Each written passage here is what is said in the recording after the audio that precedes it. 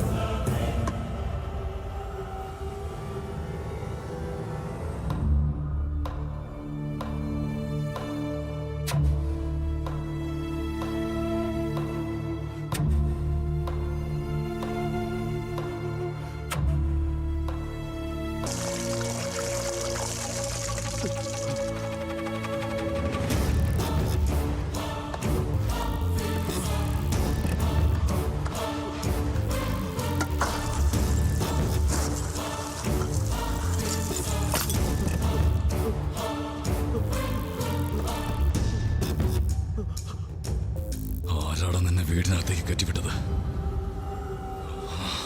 ആരാണ് നിന്നെ വീടിനകത്തേക്ക് കയറ്റിവിട്ടത്? ആരാന്ന്?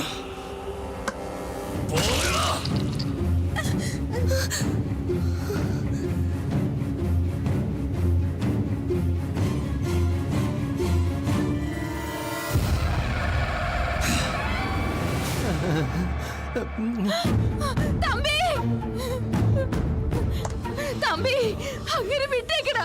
ഈ ഒരു പ്രാവശ്യത്തേക്ക് അങ്ങനോട് ക്ഷമിച്ചേക്കടാ. നോക്കി നിൽക്കുന്ന എന്തിനാടാ?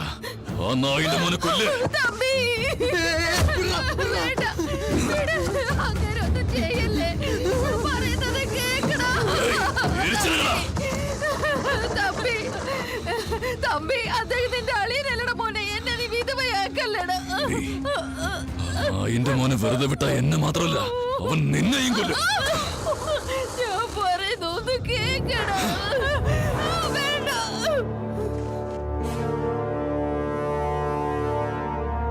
അവനെ നിനക്കറിയില്ല. മാറി നിൽക്ക്. എന്റെ കൂടെ നിന്നുകൊണ്ട് ശത്രുക്കളയച്ച് കഴുത്തെടുക്കാൻ നോക്കിയതവൻ. അദ്ദേഹം അത് ചെയ്തില്ലെങ്കിൽ നാളെ വേറെ ആരെങ്കിലും അത് ചെയ്യുന്നുള്ളത് ഉറപ്പാ.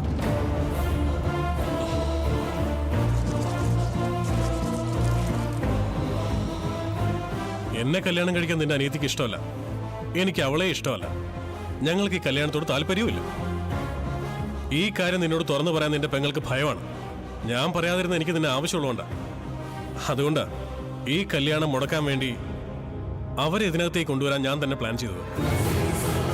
പേപ്പേഴ്സ് കിട്ടുകയും വേണം, പഞ്ചായത്ത് ജയിക്കുകയും വേണം എന്നുള്ളതുകൊണ്ട് ഇത്രയും കാലം ഞാനൊന്നും മിണ്ടാതിരുന്നത്. നീ പെട്രോൾ ഒഴിച്ച് ഈ പാവത്തിനങ്ങ് കൊല്ലൂന്നൊക്കെ പറഞ്ഞാല് ഞാൻ ചുമ്മാ നോക്കിക്കൊണ്ടിരിക്കില്ല. വാ, മുട്ടി നോക്കാം.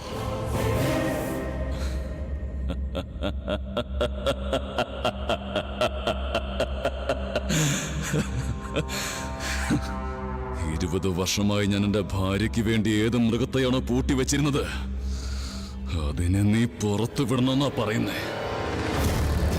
ആ മൃഗത്തിന്റെ യഥാർത്ഥ രൂപം നിനക്ക് കാണുമല്ലേ? നിനക്ക് സ്വത്ത് തരാം, പെങ്ങളെ കെട്ടിച്ചു തരാമെന്നും പറഞ്ഞു. ഇനി നിനക്ക് മരണം കൂടെ തരാടാ.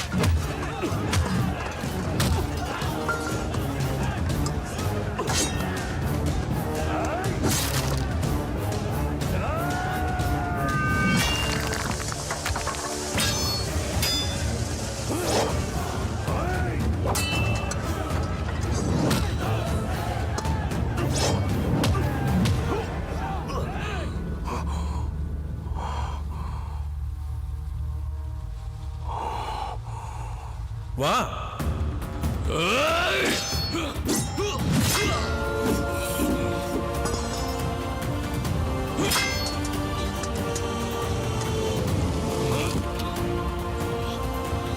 ആനന്ദേ! മോനെ! ആനന്ദേ! മോനെ! മോനെ! മോനെ!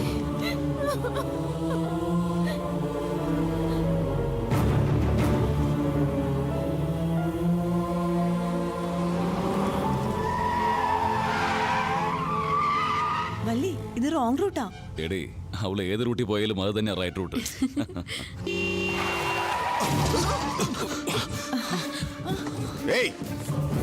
സാർ സോറി, മോൾ അറിയാതെ.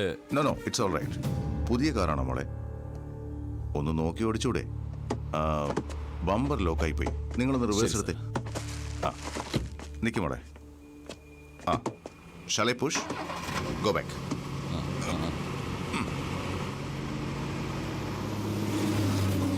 ഏയ് മോളെ മാറ്.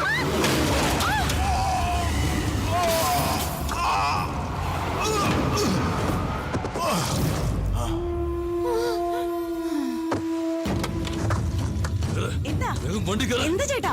വേഗം കേറാൻ ആര് പറഞ്ഞില്ലേ? പറ? ലക്ഷ്മി കേറ്. കേറ് അങ്ങോട്ട്.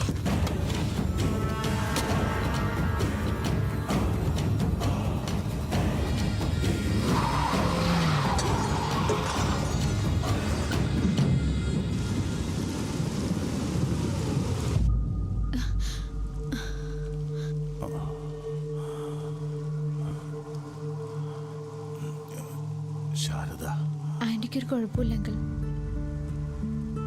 ഞാൻ കാരണം അങ്കിൾ ഇങ്ങനെ ആംബുലൻസ് ഉടനെ ഇങ്ങെത്തും. ചെന്നൈയിൽ ഏതെങ്കിലും ഹോസ്പിറ്റലിൽ പോവാം അങ്കിൾ. ഇവിടെ എനിക്ക് ചെയ്തു തീർക്കാൻ ഒരു ജോലിയുണ്ട് മോളെ. എന്താണെങ്കിലും എന്നോട് പറഞ്ഞാൽ മതി അങ്കിൾ. അത് എൻ്റെ ഫ്രണ്ടിന് ഞാനൊരു സ്ഥലം വിറ്റിരുന്നു. അത് അവിടെ ആരോ കയ്യേറിയിരിക്കുക. അദ്ദേഹം ഈ നാട്ടുകാരനാ. എനിക്ക് അദ്ദേഹത്തെ കണ്ട് ഈ പ്രശ്നം തീർക്കണം. നിങ്ങൾ അറിയാതെ സംഭവിച്ചല്ലേ? അറിഞ്ഞുകൊണ്ട് ചെയ്താൽ അത് ചതിയാ, അറിയാതെ ചെയ്താൽ തെറ്റും. ഞാൻ കാരണം എൻ്റെ സുഹൃത്തിന് നഷ്ടം വരാൻ പാടില്ല. അദ്ദേഹത്തോട് സംസാരിക്കണം. അത് കയ്യേറിയതാരാന്ന് പറയൂ. പേര് മാത്രം പറഞ്ഞാൽ മതി അങ്കിൾ. ബാക്കി കാര്യം മുഴുവൻ എൻ്റെ അണ്ണൻ നോക്കിക്കോളും.